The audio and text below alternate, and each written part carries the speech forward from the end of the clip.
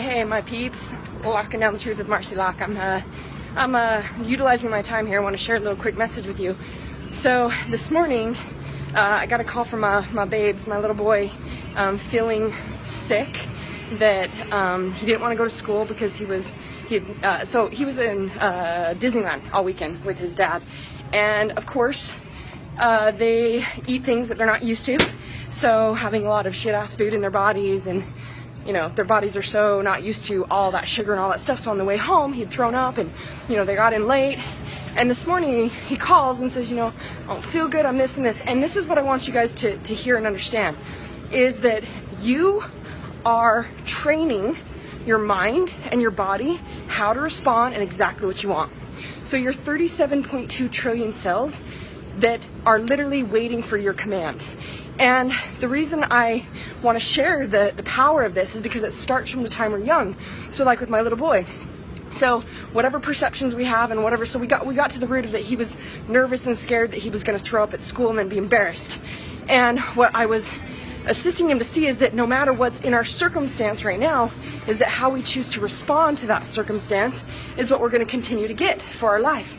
So if we respond in that sickness and disease is gonna stop us, what will happen every time you go to confront your comfort zone in life is that's gonna show up. So the reason I can share the experience that I had basically is, I mean, obviously I went through breast cancer, I went through tons of sicknesses and diseases, not understanding this concept.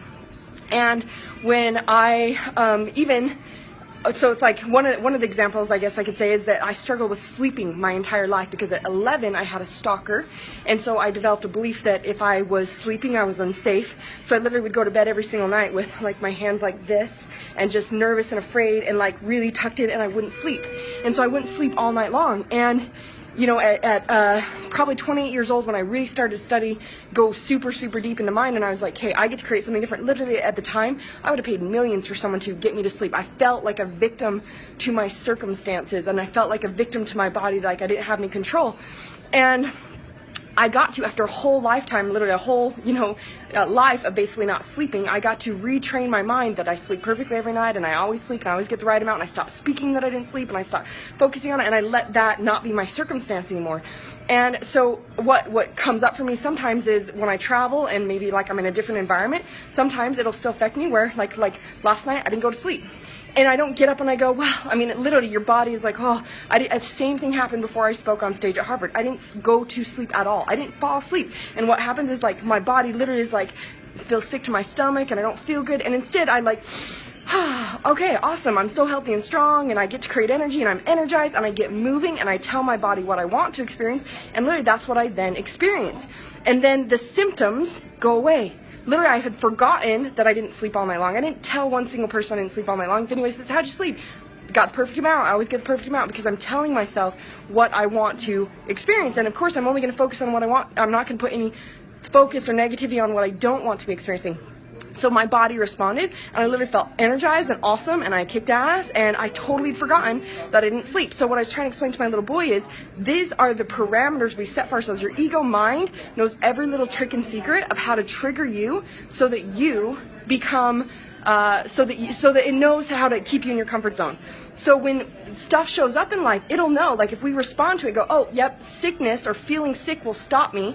Every single time you're about to leave that comfort zone, it's the up-leveling dilemma, something's got to show up to bring you back.